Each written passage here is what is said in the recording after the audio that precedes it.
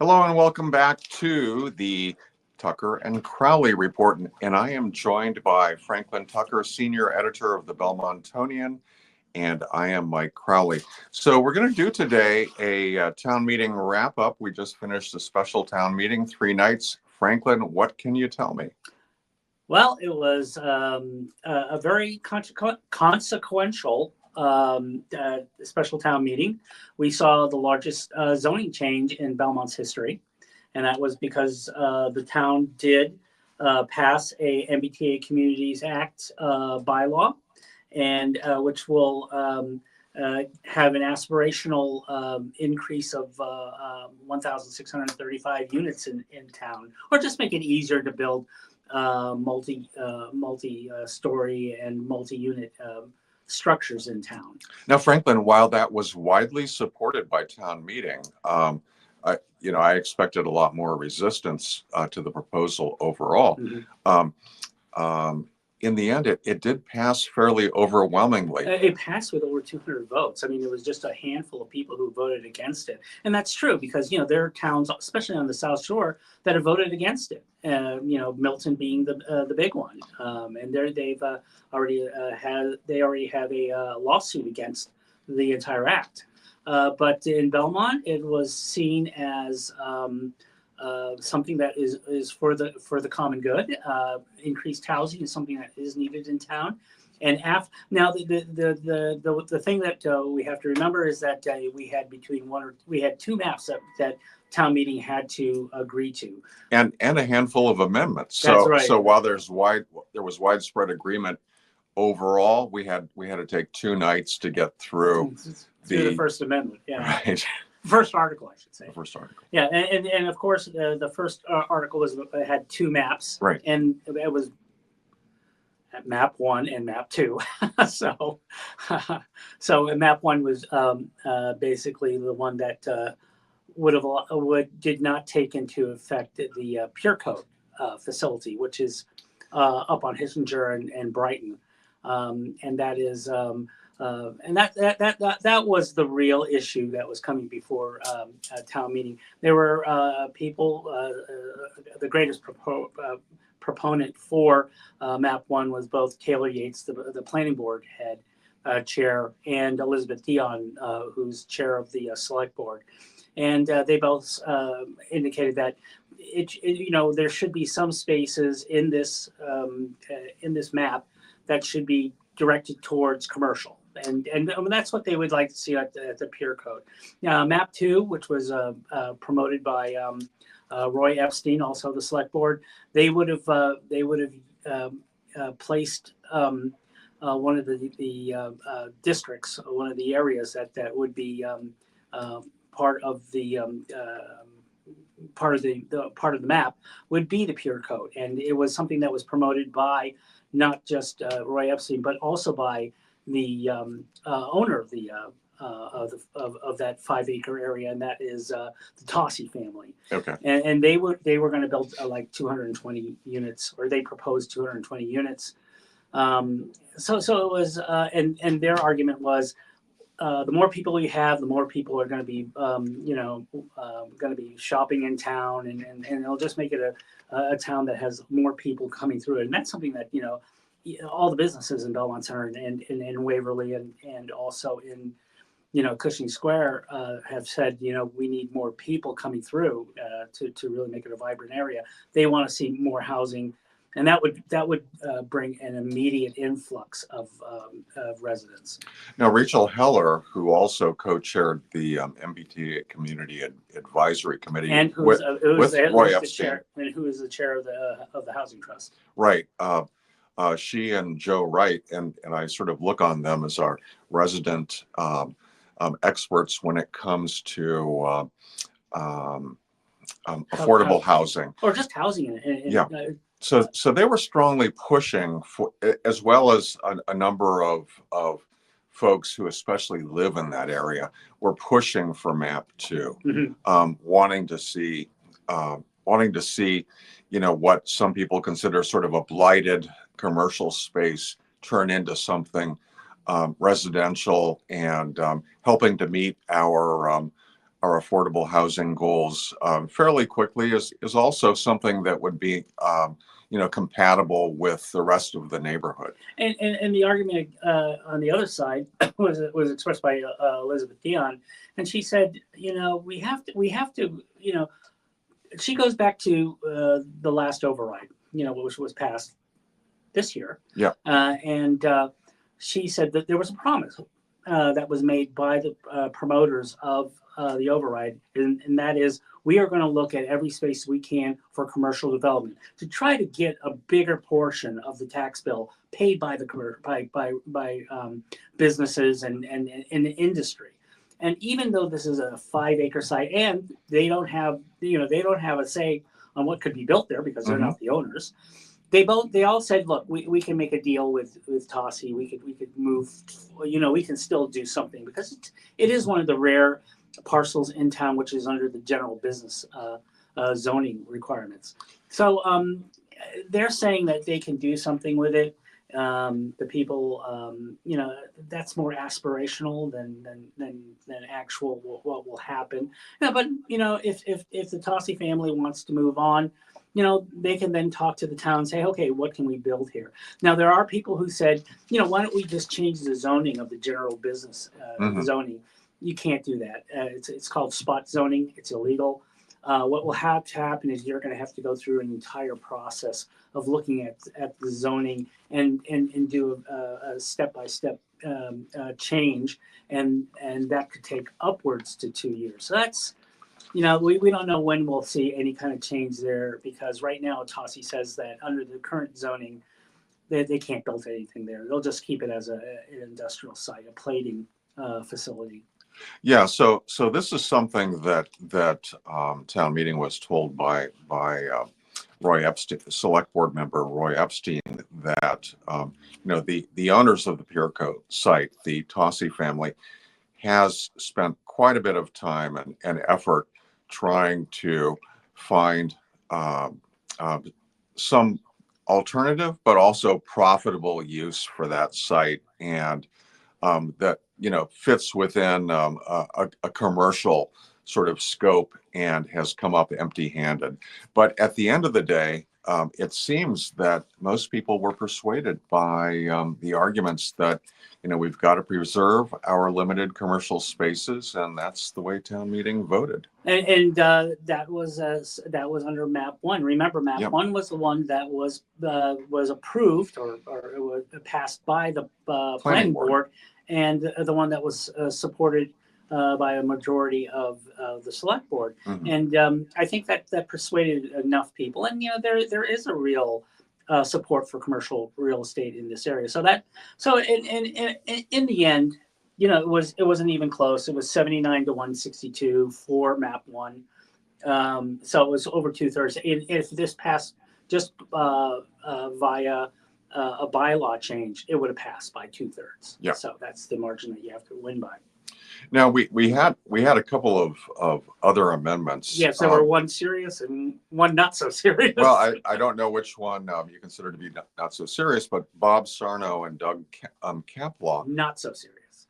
Well, okay, so that's your that's your read of it. But what they were doing was they were attempting to bring forward on a very an amendment that would lower building heights in the proposed in one certain aspect of the MBTA communities, and that was 3.5-story townhouses. Yeah, okay. Housing like that. They wanted to bring that down by half a story, so it would go from 3.5 to 3. Now I'll tell you, this is why it's not that serious, is because they said, well, what we did is both the town and the state just didn't figure out the number of units that was done.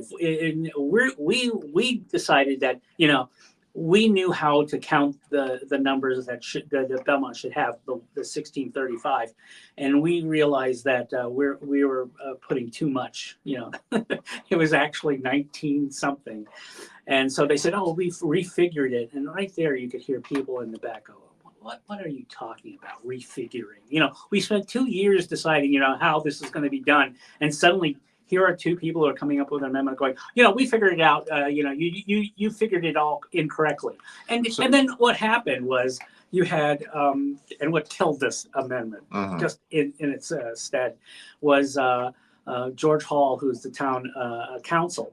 He came up and said, we're not going to be in compliance with all this. It's just. The way he said it was just so coolly and so calmly, and it just, you could hear the air fall out of that amendment. It's simply because when the attorney comes up and goes, yeah, this is not right.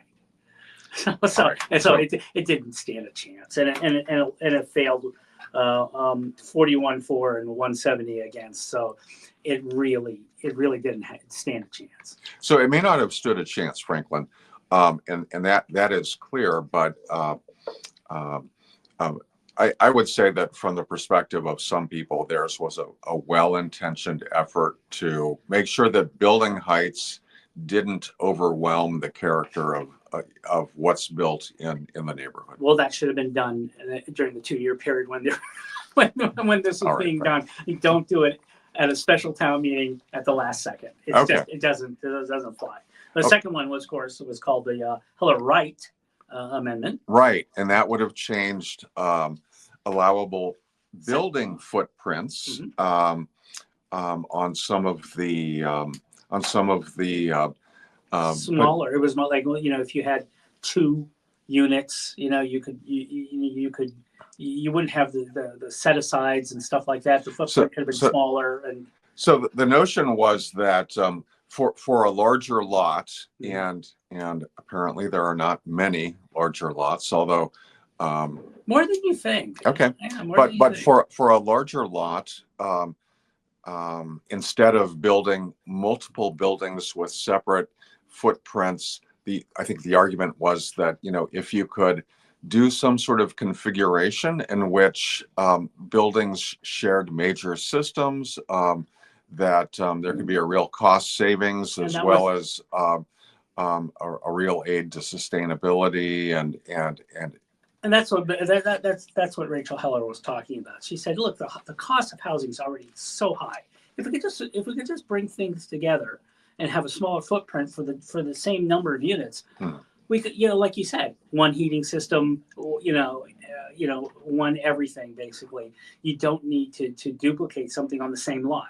And that did have a lot of support in town meeting. But I think at the end of the day, it was one of those things also where it was, why didn't you do this earlier?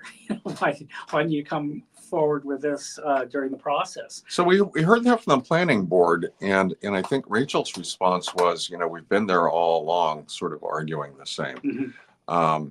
So. Yeah, but it was a very close vote. It was 123 against 98-4, and there was always. And I think what we heard is that Rachel is going to be coming to the planning board during the next year and try to incorporate that as long as they're not and as she said, we're not trying to skew the numbers, not like the Sarno Caplo amendment, but what we're looking for is just make it easier, just bring down the cost, and that's why you had so much more support. You almost had 100 members who would vote for that. All right, Franklin. So let's talk about some of the other things that happened at town meeting. Well, it was pretty standard type of special town meeting. We had money going into the capital stabilization fund. That no one voted against it. This release of the cell tower for basically what was it, 10 years, 5 years, and 5 years. So it's a 20-year lease, and that also was approved without an objection. There was the approval to go forward with senior tax relief.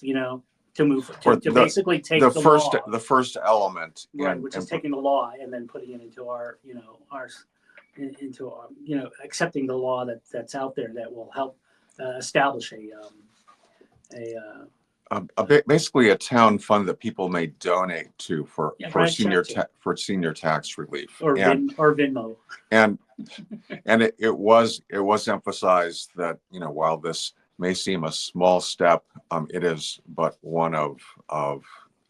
I mean, it's the first thing that we could get done quickly, and Right. and so this is why it came to the special town meeting.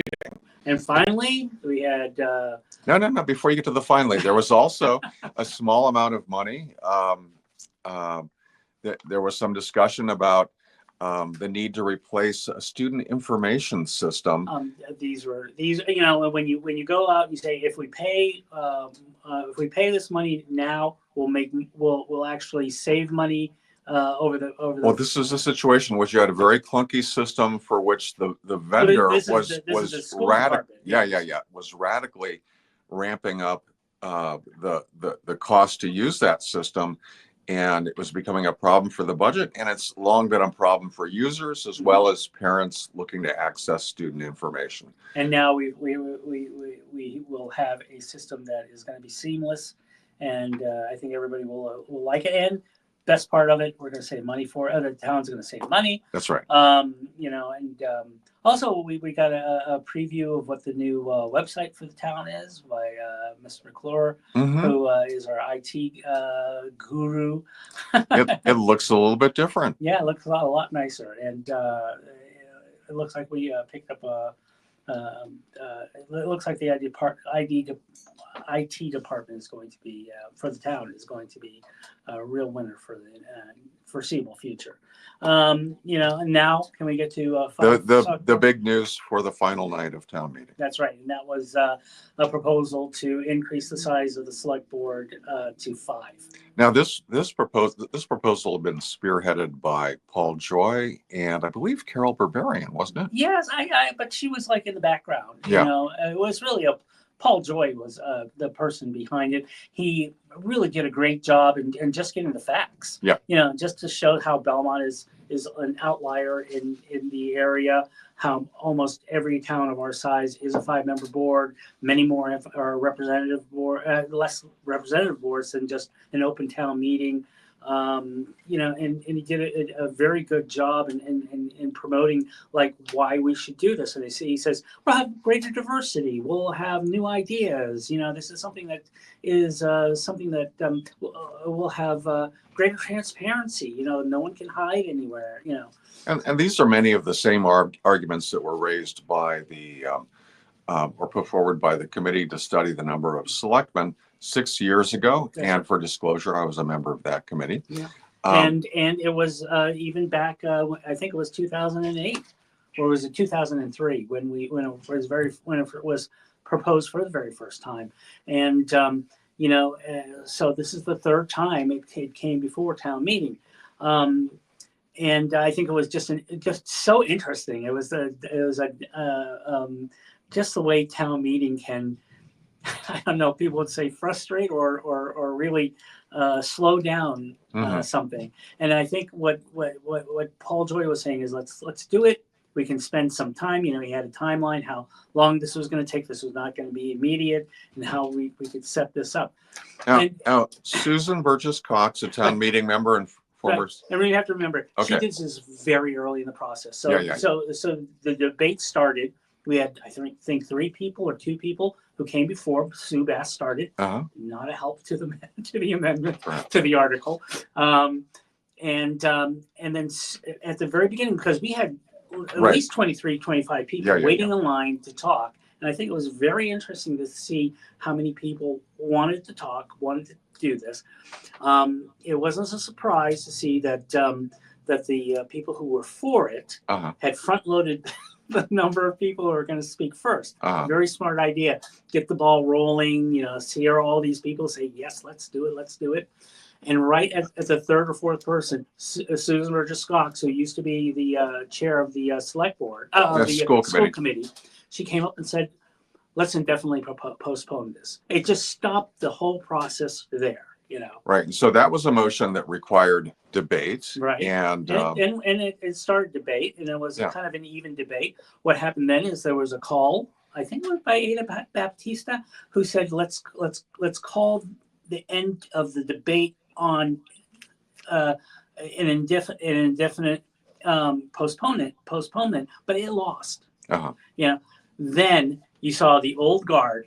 I remember the old guard of Belmont, which is selectmen and people who've been in the area, and they just basically said this is a bad idea. And the reason they said it's a bad idea is they said it's a 5-member board is not a bad idea. It's a bad idea to try to do it during a special town meeting, which is short notice, very limited. You don't have a lot of nights. You only have a certain number of nights.